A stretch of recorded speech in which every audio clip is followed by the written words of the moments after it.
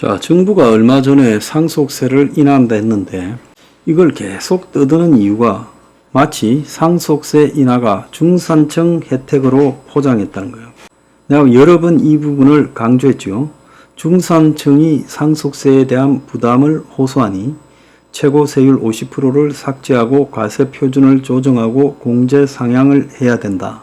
그렇게 이제 말을 세법 개정안을 발표했어요. 저는 상속세 개정에 대해서 반대한다는 게 아니에요. 제가 오늘 여기서 하고 싶은 이야기는 정부가 진실을 호도해서 국민들에게 말하면 안 된다는 겁니다.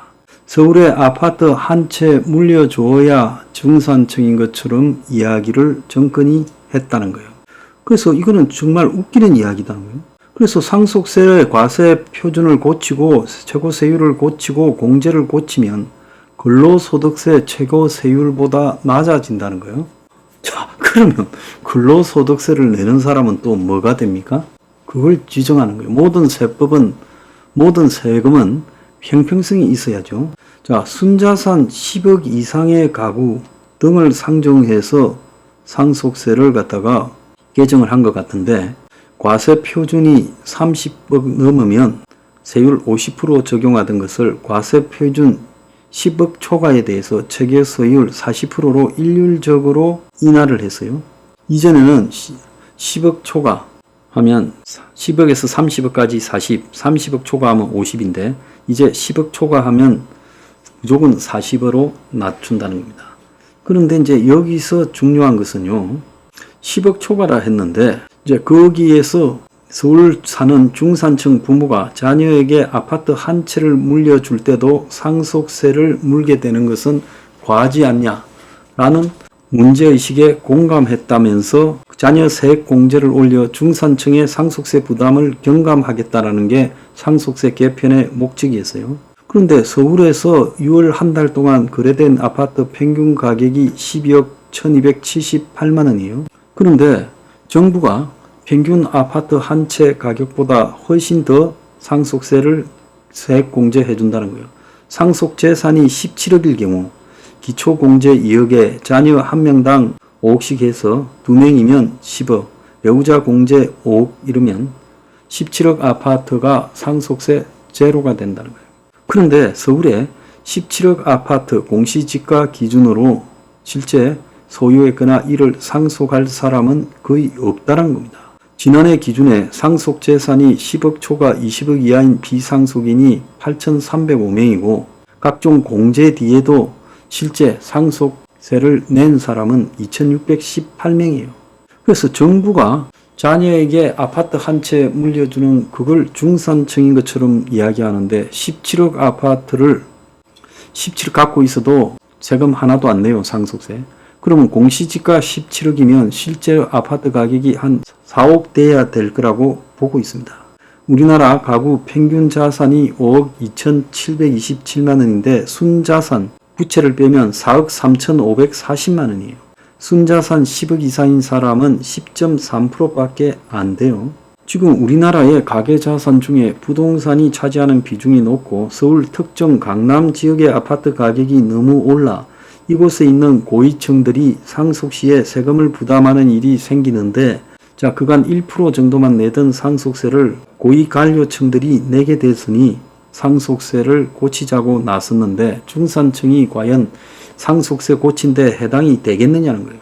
서울시의 가구당 평균 총 자산이 자 9,361만 원 그리고 실제 그의 이제 대출이 가구당 9,210만 원이고 대출을 빼고 나면 순자산이 8억 6,151만 원이에요. 서울에 사는 사람이요. 그러니까 서울 평균만 해도 지금 8억밖에 안 된다는 거예요. 그리고 대한민국에 10억 넘는 사람은 10%밖에 안 된다는 거예요. 그래서 아파트 한 채를 자녀에게 물려주는 중산층 지금 그 중에 세금 내는 사람 거의 없어요. 공시지가 17억도 세금 제로예요. 그런데도 이걸 더 낮추자고 하는 마치 중산층의 일반적인 현상처럼 이야기하는 정부 관료들. 저거들이 다 강남에 아파트 갖고 있다 보니까 저런 황당한 소리를 하는 거 아니냐. 그러려면 근로소득세부터 낮춰주라는 거예요. 근로소득세가 너무 높잖아요. 지금 갈수록 살기 어려워지는데. 근데 더 웃기는 거는 제가 지난번에 이 상속세가 쇼다라고 이야기하니까 막 몰려와서 난리를 쳐요. 난 그래서 대한민국의 회장님들이 다 내 사이트를 보고 화가 나서 그러는 줄 알았어요. 쥐한테 해당 안 되면요, 가만히 있으세요. 이런 쇼에 날뛰지 말고. 그렇게 돈들 많습니까? 아니, 내 방송 보는 사람 중에 돈 많은 사람이 그리 많아요? 자, 작년에요, 외국인이 18만 명이나 늘어났다는 겁니다. 한동훈이가 무지개 늘려가지고 작년에 인구가 8만 명 늘어났어요. 자, 이것은 다 외국인이 18만 명 늘어나서 한국 인구가 8만 명 늘어났다는 거예요. 순수한 한국 인구는 10만 명이 줄어들었다는 거예요.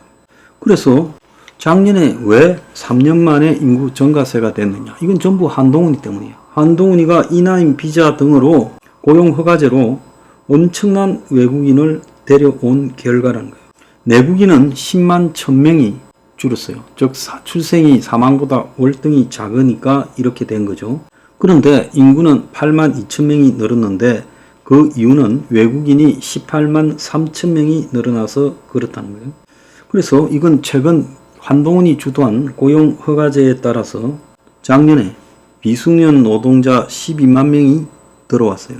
자, 국적별로는 조선족이 53만 2천 명, 베트남이 24만 7천 명, 중국이 22만 1000명, 태국이 19만 1000명이란 거예요. 외국인이 코로나 때 감소하다가 지난해 큰 폭으로 늘렸고 고용허가제 규모가 대폭 늘어나면서 외국 인력 도입이 늘어나서 이렇게 됐다는 거예요. 자, 말도 많던 필리핀 이모가 9월 달에 첫 도입된다는 거예요.